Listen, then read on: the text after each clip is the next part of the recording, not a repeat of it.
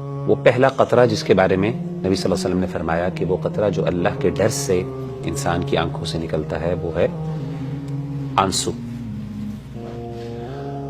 اور خاص طور پہ اللہ تعالیٰ کو خلوت کے جو آنسو ہیں یا خلوت کا رونا، اکیلے کے اندر یا آئسولیشن میں انسان کا اللہ کے سامنے گڑ گڑانا، یہ اللہ کو بہت پسند ہے. جس طریقے سے اللہ تعالیٰ کو علل اعلان گناہ کرنا پسند ہے، اسی طریقے سے خاموشی میں یا خلوت میں، آئسولیشن میں اللہ کے سامنے رونا اللہ کو بہت پسند ہے. آپ صلی اللہ علیہ وسلم کی ایک حدیث ہے، آپ نے فرمایا کہ کل امتی معافی الا المجاہرین، میری ساری کی ساری امت جو ہے اس کو اللہ معاف کر دیں گے سوائے مجاہرین کے. صحابہ نے پوچھا اللہ کے رسول مجاہرین کون ہیں؟ آپ نے فرمایا مجاہرین وہ ہیں ان یعمل الرجل باللیل عملا، کہ ایک بندہ رات کو کوئی برا عمل کرتا ہے، ثم یصبح وقد سترہ اللہ علیہ، پھر صبح کرتا ہے اور رات کو اللہ نے اس کے گناہ کو چھپا دیتے ہیں لوگوں سے. فیقول، اللہ کے چھپانے کے باوجود وہ لوگوں کے سامنے جاتا ہے اور کہتا ہے یا فلان، اے فلاں شخص، اپنے دوست کو، عملت البارحۃ کذا وکذا، میں نے رات کو یہ گناہ کیے. بڑے فخر سے علل اعلان جو ہے وہ اپنے رات کے جو خفیہ گناہ ہے وہ لوگوں کے سامنے ظاہر کر دیتا ہے، حالانکہ اللہ نے ان گناہوں کو چھپایا ہوتا ہے.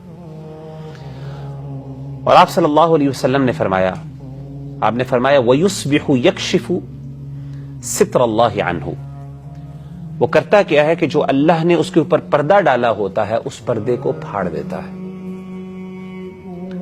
تو علل اعلان گناہ کرنا یہ اللہ کو بہت ناپسند ہے.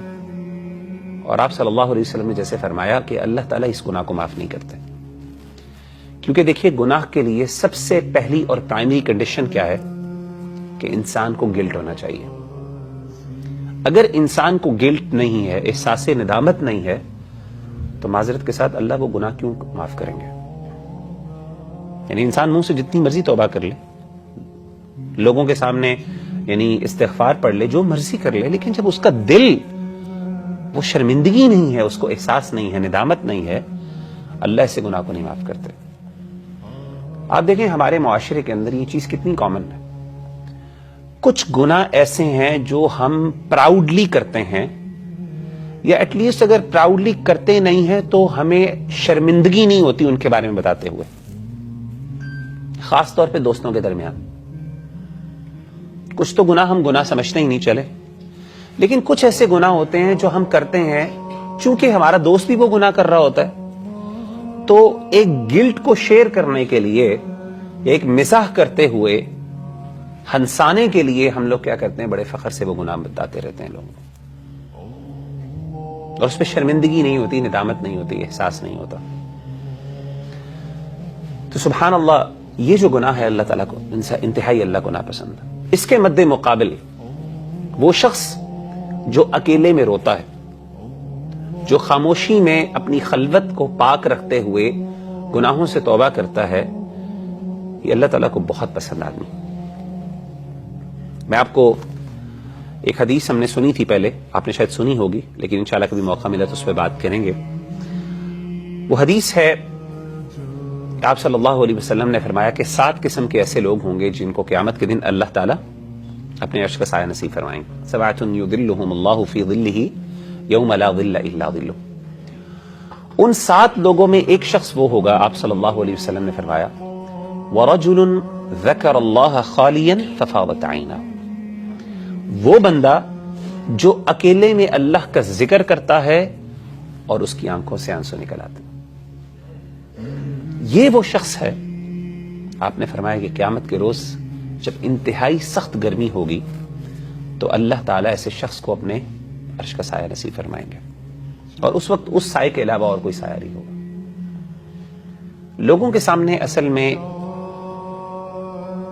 ہمبل ہونا یا ہیوملٹی ایکسپریس کرنا یا خشوع اور خضوع کا اظہار کرنا نسبتاً آسان ہوتا ہے. اس کا مطلب یہ قطعاً نہیں ہے کہ انسان ہمیشہ جب لوگوں کے سامنے روتا ہے یا لوگوں کے سامنے احساس ندامت اگر اس کو ہوتا ہے، شرمندگی ہوتی ہے، تو وہ بناوٹی ہوتی، ضروری نہیں ہے. لیکن نسبتاً آسان ہوتی ہے، کیونکہ اس میں انسان کو ایک بینیفٹ ملتا ہے. وہ بینیفٹ کیا ملتا ہے کہ لوگ اس کی قدر کرتے ہیں. لوگ کہتے ہیں بڑا سافٹ ہارٹیڈ آدمی ہے، بڑا رونے والا شخص ہے. چونکہ اس کے اندر ایک بینیفٹ ایک بندے کو مل رہا ہوتا ہے اور اس میں لوگ تعریف کر رہے ہوتے ہیں. ہمارے اسلاف جو ہیں اس چیز کو ناپسند کیا کرتے تھے کہ لوگوں کے سامنے رویا جائے. اسی لیے علماء جو ہیں وہ اس چیز کو ناپسند کرتے ہیں کہ دعاؤں کے اندر لمبی لمبی دعائیں کرنا اور رونا، خاص طور پہ لوگوں کے سامنے، وہ اس چیز کو ناپسند کیا کرتے تھے. اگرچہ حرام نہیں آبویسلی، اگر تو انسان کو خود ہی رونا آ جائے تو اس میں کوئی مذائقے والی بات نہیں ہے، کوئی غلط بات نہیں ہے، لیکن اس چیز کو ناپسند کیا کرتے تھے. اصل میں رونے کا جو اصل مکان اور محل ہے نا، جو اصل جگہ ہے، وہ آئسولیشن. ادعوا ربکم تضرعا وخفیہ. نبی صلی اللہ علیہ وآلہ وسلم اور اسی طریقے سے تمام امت کو اللہ تعالیٰ کیا فرماتے ہیں کہ اپنے رب سے دعا کرو تضرع، عاجزی کے ساتھ، گڑ گڑاتے ہوئے، وخفیہ، اور آئسولیشن کے اندر، خاموشی جب ہو، کوئی دیکھنے والا نہ ہو.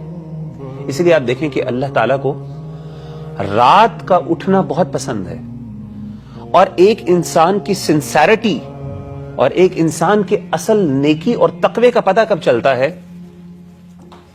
جب اس کے اوپر کوئی پریشر نہیں ہوتا، کوئی دیکھنے والا نہیں ہوتا، نیند ایٹ سٹیک ہوتی ہے، صبح کام کرنا ہوتا ہے، آفس جانا ہوتا ہے یا اسکول یا کالج جانا ہوتا ہے، لیکن اس کے باوجود اس چیز کو کمپرومائز کرتے ہوئے، اور آج کل تو ویسے بھی بہت مشکل ہے، ٹھنڈے دن ہے، پتا ہے کہ رات کو ٹھنڈے پانی سے وضو کرنا پڑے گا، اس کے باوجود اگر ایک بندہ ان ساری چیزوں کو چھوڑ کے، ان ساری چیزوں پہ کمپرومائز کرتے ہوئے، نیند کی لذت کو چھوڑتے ہوئے جب وہ اپنے اللہ کے سامنے پیش ہوتا ہے نا، تو اس وقت پھر اس کی جو کیفیت ہوتی ہے نا، وہ بہت ڈیفرنٹ ہوتی ہے. کبھی تجربہ کر کے دیکھیں. میں آپ کو ایک بات بتاؤں، اللہ تعالیٰ الحمدللہ میں حافظ ہوں. ایک قرآن ہے جو میں لوگوں کے سامنے پڑھتا ہوں، اور ایک قرآن ہے جو میں اکیلے میں پڑھتا ہوں. زمین آسمان کا فرق ہوتا ہے. ایسا نہیں کہ وہ میں دکھانے کے لیے پڑھتا ہوں، نہیں، لیکن انسان متاثر ہوتا ہے. انوائرمنٹ سے ہر بندہ انفلوئنس ہوتا ہے، سیدھی سی بات ہے. کسی نہ کسی لیول پہ یہ خیال ضرور ہوتا ہے کہ یار لوگ مجھے سن رہے ہیں. یہ ایسی چیز ہے جس کو ہم اوائڈ نہیں کر سکتے.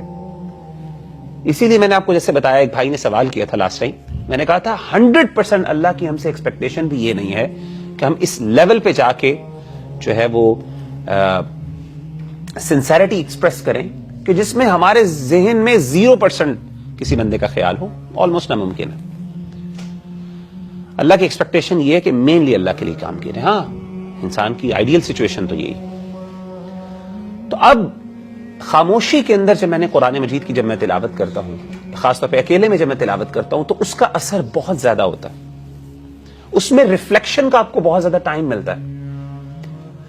اسی طریقے سے جب میں رات کو، یہ میں نے تجربہ کر کے دیکھا ہے اور آپ بھی تجربہ کر کے دیکھیں، رات کو جب اللہ مجھے موقع دیں یا مجھے کوئی ایسا موقع ملے کہ میں رات کو اٹھ کے تہجد میں قرآن مجید کی تلاوت کروں، تو اس قرآن مجید کی جو تلاوت کا اثر ہوتا ہے میری ذات پہ، میرے کیریکٹر کے اوپر، جو ریفلیکشن اور تدبر اور غور و فکر میں اس ٹائم کر پاتا ہوں، میں لوگوں کے سامنے یا صبح بھی نہیں کر پاتا. ٹھیک ہے؟